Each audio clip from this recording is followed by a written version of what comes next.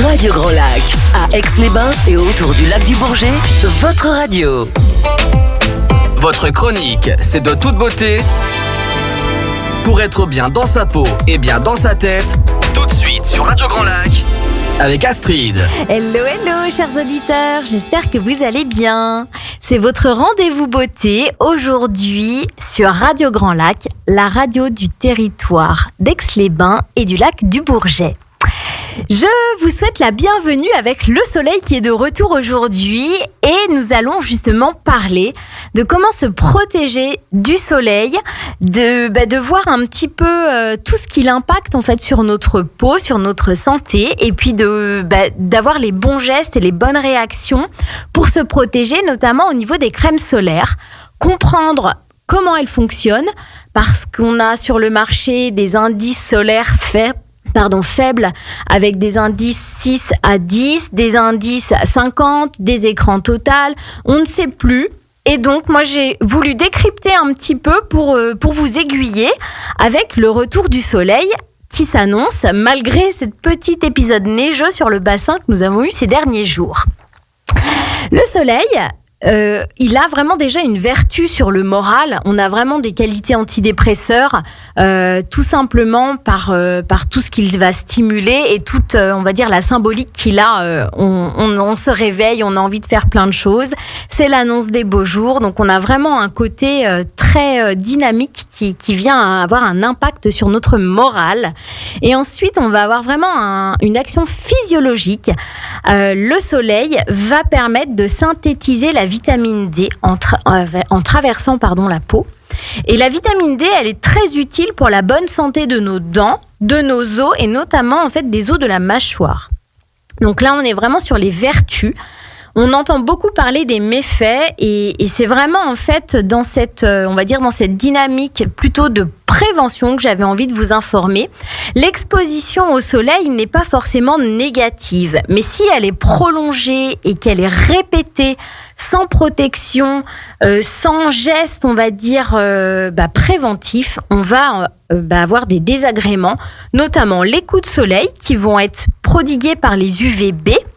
Donc les UVB vont faire une micro-brûlure, voire parfois, quand on est à des stades bien plus élevés au niveau du coup de soleil, on peut vraiment aller sur l'insolation et puis une hospitalisation au niveau de la brûlure. Et vous avez ensuite les UVA qui vont traverser également la peau et qui, eux, vont petit à petit venir dégénérer en fait tout l'ADN cellulaire de la peau en créant des vieillissements prématurés de la peau. Et on va vraiment favoriser le relâchement de la peau, la création des rides. Et puis, j'ai envie de dire que ça, c'est dans le meilleur des cas. Dans les cas les plus extrêmes, on a vraiment beaucoup vu ça autour des années 90, tous les cancers de la peau qui se sont développés suite à des expositions abusives du soleil, donc les mélanomes, les carcinomes. Ce qui est très important au départ, comme je vous l'ai déjà dit, vous me connaissez, maintenant vous avez l'habitude de m'entendre, on a la peau que l'on vit, la peau que l'on mange et que l'on boit. Donc dans un premier temps, au printemps, ce que l'on peut faire, c'est déjà commencer à préparer sa peau à l'exposition du soleil pour relancer toutes les cellules du bronzage, donc les mélanocytes, mais également pour toutes les personnes qui ont une sensibilité, qui ont déjà eu un capital solaire un petit peu mangé et qui, elles, dès les premiers soleils, vont faire ce que l'on appelle la leucite estivale. Alors, la leucite estivale, ce sont des tout petits boutons un petit peu blancs, transparents au départ, mais qui ont vraiment la capacité de démanger et vraiment d'être très très désagréables. On va surtout les retrouver au niveau des épaules. C'est très souvent là qu'elles se localisent, ou alors au niveau du décolleté. Donc pour se prémunir de toutes ces petites désagréments et puis d'avoir une belle peau bien bronzée, la première des choses, ça va être d'enrichir son alimentation en vitamine E. La vitamine E, elle est antioxydante et antiradicalaire, donc elle va protéger la peau du vieillissement et elle va venir cicatriser, aider à la cicatrisation et à la réparation de l'ADN cellulaire. La vitamine E, on la retrouve essentiellement dans les huiles végétales et elle est majoritairement concentrée dans l'huile de tournesol. Vous allez la retrouver aussi dans les amandes, les noisettes et les noix. et également dans les graines de tournesol, les graines de courge. Donc vous pouvez aisément agrémenter vos salades avec ces aliments-là au départ. Donc là, on est vraiment sur la cicatrisation, la réparation, la protection de la cellule. Et ensuite, si on veut dynamiser en fait et stimuler la mélanine, donc les cellules du bronzage, on va en fait enrichir son alimentation en bêta-carotène. Le bêta-carotène, on va les retrouver dans les abricots secs, les carottes, c'est assez connu.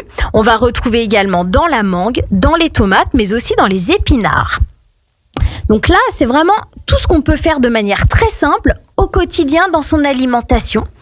Et vous avez la possibilité d'enrichir également avec des compléments alimentaires. Vous avez déjà des gélules qui existent, qui sont très connues, qui vont avoir tout un panel de compléments alimentaires en une gélule pour justement dynamiser le système du bronzage.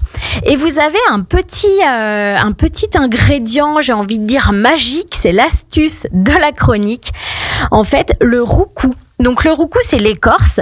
Donc c'est un arbre rouge d'Amazonie et vous allez retrouver en fait le roucou sous différentes formes, soit sous forme de poudre, soit sous forme de gélule, sous forme d'infusion.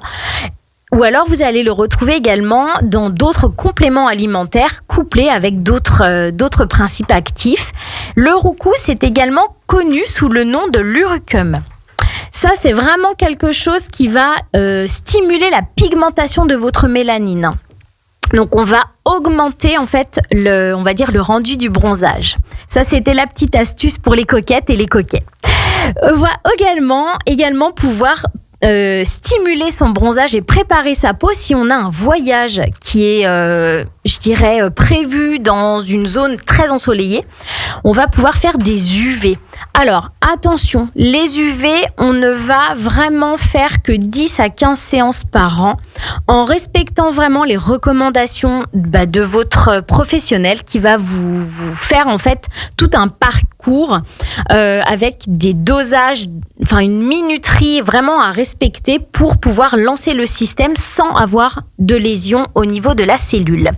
Donc vous retrouvez des centres de bronzage, vous avez des instituts, je vous laisse vous tourner vers les professionnels en fait qui sont agréés en fait d'un diplôme UV. Donc vous devriez normalement le voir au niveau du centre.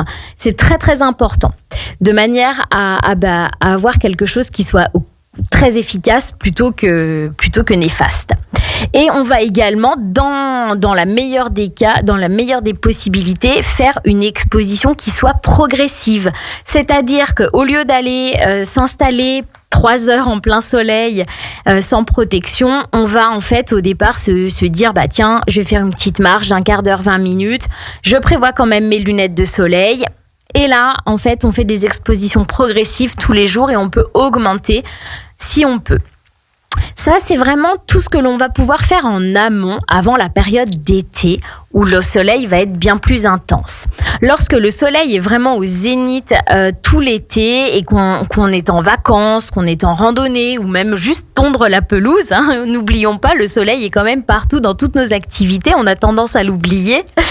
On voit vraiment le soleil comme le côté un petit peu plage et bronzette, mais vraiment le soleil, en fait, on le reçoit toute la journée dès qu'on est en extérieur et même par temps voilé. Les crèmes solaires vont être notre meilleur atout protecteur. Donc dans les crèmes solaires, vous allez retrouver différentes textures. Les sprays, les huiles, les laits et en fait, toutes ces textures-là vont avoir, une affinité avec le type de peau que vous avez et avec la personne. Il y a des gens qui aiment les choses très fluides et qui s'étalent facilement et d'autres qui aiment au contraire avoir cette invitation au massage. Et qu'est-ce qui fait que ces textures sont différentes ? C'est tout simplement leur composition, alors notamment par ce qu'on appelle la galénique, mais aussi par les composants. Les composants, en fait, les actifs de la crème solaire, vous en avez 2 majoritaires qui sont les écrans. Donc là, on est sur des minéraux qui sont micropulvérisés, qui sont intégrés en fait dans votre texture, donc la crème, le lait, le spray. et qui vont, eux, réfléchir les UV. C'est-à-dire qu'on va empêcher la pénétration de l'UV par réflexion de celui-ci, ce qui fait qu'on a un effet qui est quasiment immédiat, voire même immédiat dès qu'on applique en fait la crème. Vous avez l'autre facteur protecteur, ce sont les filtres. Les filtres, eux, ils vont avoir la capacité d'absorber l'UV pour éviter qu'il pénètre. Ça fait vraiment comme une barrière au niveau de la peau. Le filtre, en fait, il ne va pas être actif immédiatement. C'est pour ça qu'il est très important, en fait, de mettre votre crème solaire un petit peu avant votre exposition de manière à ce que les filtres aient le temps d'agir. En général, ils mettent 20 à 30 minutes pour se mettre en route après l'application. Je dirais que les cosmétologues se sont rendus compte des capacités, des atouts et des inconvénients de ces deux protections. Et maintenant, au niveau des textures, on va très souvent en fait retrouver les écrans et les filtres, ces deux actifs en combinaison pour justement apporter une protection qui soit vraiment totale. La meilleure des protections pour les enfants de 0 à 6 ans, ne l'oublions pas, leur système en fait de défense au niveau de la peau n'est pas encore mature. Donc un enfant qui a moins de 6 ans, la meilleure des protections, c'est un chapeau, un parasol, un t-shirt et des lunettes de soleil. Et bien sûr, on va pouvoir en fait mettre de la crème protectrice en plus de tout ça. Et ne négligez pas en fait vraiment ces premiers coups de soleil sur la peau des enfants parce que c'est vraiment tout ce capital-là qui va être mangé dans l'enfance qui par la suite apporte des dégénérescences sans forcément que ce soit des choses qui soient, dramatiques comme un cancer, mais qui vont apporter des taches, qui vont apporter des grains de beauté qui peuvent être suspicieux. Et donc, il est très, très important de prendre ça en considération. Et même pour un adulte, la meilleure des protections restera un parasol, un chapeau, un t-shirt et des lunettes de soleil et de l'eau pour éviter les insolations. Maintenant, je vais vous expliquer en fait comment en fait marchent ces protections. Déjà, on va avoir différents phototypes. Un phototype, c'est notre capacité en fonction de notre couleur de peau, la couleur de nos cheveux et la couleur de nos yeux. C'est notre capacité à rester au soleil sans prendre de coups de soleil. Donc, on a un phototype 1, 2, 3, 4, 5. Donc, le phototype 1 étant le phototype le plus sensible, c'est souvent une peau très très blanche qui ne bronze jamais, qui va avoir des rougeurs déjà naturellement. On retrouve ces peaux sur les personnes rousses, sur les blonds, les blonds très très blonds. Et c'est des gens qui ne bronzent jamais. Et ensuite, on va aller crescendo avec un phototype 2, 3, 4, 5. 5 étant en fait le phototype d'une peau très mate et noire. Un phototype 1, donc, il peut rester moins de 5 minutes sans prendre de coups de soleil. Si vous prenez une crème solaire avec un indice protecteur 10, ça veut dire qu'on va multiplier ce temps d'exposition de 5 minutes sans protection par 10. Donc, si vous avez un indice 20, vous allez multiplier par 20. Et en fait, c'est comme ça qu'on va pouvoir choisir la meilleure protection solaire pour soi. Donc, c'est de savoir combien de temps on peut rester au soleil sans prendre de coups de soleil. Et ensuite, l'indice de protection va pouvoir multiplier ce temps. C'est pour ça qu'il est très important de renouveler régulièrement l'application de sa crème solaire. N'oublions pas qu'en laboratoire, les tests qui sont faits sont toujours faits sur une petite zone qui est complètement blanche, qui est enduite vraiment d'une couche épaisse de crème. On est très rarement en fait blanc quand on va en fait au soleil. N'oubliez pas également que d'un pays à l'autre, toute la législation par rapport à ça est différente. Donc, même si vous avez une marque lambda que vous connaissez en France, que vous retrouvez en Espagne, en Allemagne ou au Canada, aux États-Unis, vous n'aurez pas la même composition qu'en France, ni les mêmes actifs. Donc, faites bien attention de bien choisir une crème qui soit adaptée à votre type de peau. Aujourd'hui, on va retrouver de moins en moins ce nombre sur les flacons, les packaging de crème solaire. On va retrouver une faible protection que l'on va souvent destiner aux peaux mates ou noires. N'oublions pas qu'une peau noire peut elle aussi brûler au soleil et prendre un coup de soleil, même si c'est très rare. La crème solaire va vous permettre de lutter contre les coups de soleil, mais également contre le vieillissement de la peau. Donc, quelle que soit votre couleur de peau, n'oubliez jamais de vous protéger, c'est très important. Aujourd'hui, on a banni en fait le terme écran total parce que c'est une appellation qui était trompeuse. Donc aujourd'hui, vous ne retrouverez plus ces termes-là en France, mais vous retrouverez une très haute protection qui va correspondre à un indice 30 jusqu'à 50. Et du coup, pensez bien que votre crème, à partir du moment où vous l'appliquez, elle est efficace dans un certain temps donné. Dès que vous allez aller vous doucher ou transpirer, n'oubliez pas de réappliquer. La régularité va vraiment être ce qui va vous protéger le mieux sans jamais vous empêcher de bronzer. On a souvent fait cet amalgame de crème à haute protection qui empêche de bronzer. Pas du tout. Vous verrez qu'à la fin de votre séjour, vous aurez en fait une peau qui sera parfaitement bronzée. Le mécanisme mettra un peu plus de temps parce qu'il sera beaucoup plus fait en sécurité. J'espère que vous avez tout compris. J'attends vos questions, vos retours sur la page Facebook de la radio. N'hésitez pas à me faire part d'autres sujets dont vous aimeriez avoir d'autres informations.